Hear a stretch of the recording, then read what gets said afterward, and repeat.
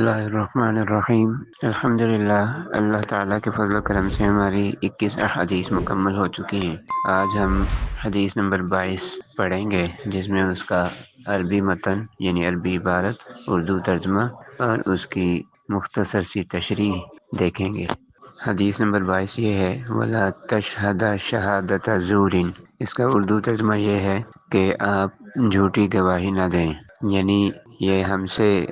امت محمدیہ سے خطاب کیا جا رہا ہے۔ اللہ کے پیارے نبی علیہ الصلوۃ والسلام ارشاد فرما رہے ہیں کہ تم جھوٹی گواہی نہ دو آپس میں ایک دوسرے کے بارے میں۔ جھوٹی گواہی دینا ایک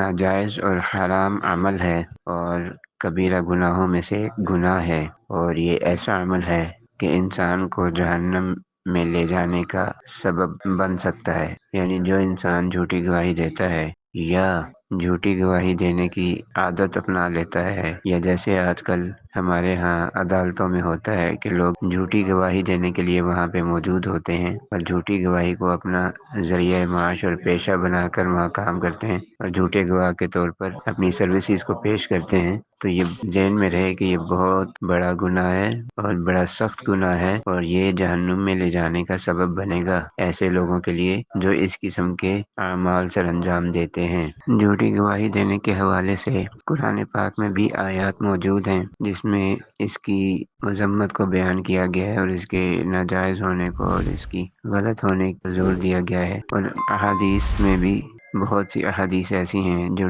جھوٹی گواہی دینے کے بارے میں بیان کی گئی ہیں۔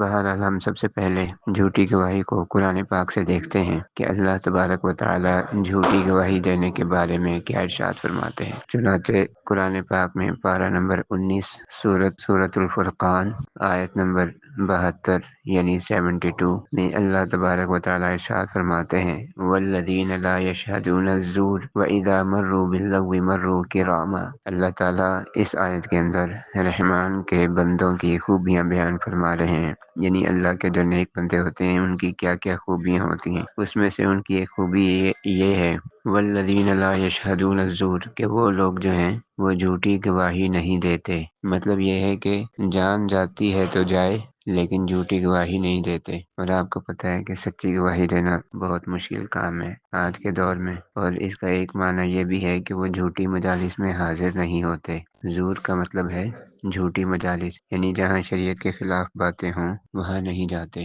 ٹھیک ہے۔ اسی طرح مثلا کوئی جوا کھیل رہا ہے، کوئی تاش کھیل رہا ہے، کوئی کسی اور کھیل میں لگا ہوا ہے، اور کوئی جو ہے نا آپس میں جو ہے نا کسی بھی قسم کی مجلس لگا کے بیٹھے ہیں جو شریعت سے ہٹ کر ہے، ٹھیک ہے، جس میں دین کی باتیں نہیں ہو رہی بلکہ آپس میں ہنسی مذاق ہے، یا ایک دوسرے کو طعن و تشنیع یا ایک دوسرے کو جو ہے ذلیل کرنا، جیسا کہ آج کل دیکھنے میں آتا ہے کہ کوئی بھی مجلس ہوتی ہے تو اس میں 2-4 لوگ مل کے کسی ایک بندے کو وہ طعنے مارنا شروع کر دیتے ہیں، ذلیل کرتے ہیں، جوتے مارتے ہیں وغیرہ وغیرہ، تو ایک کو نشانہ بنا کے جو ہے نا وہ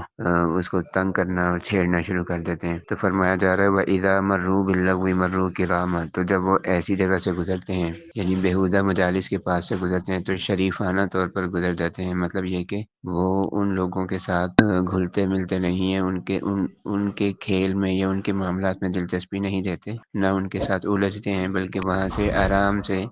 شریفانہ انداز میں، اچھے انداز میں وہاں سے گزر جاتے ہیں، یعنی ان کو اگنور کرتے ہوئے نکل جاتے ہیں۔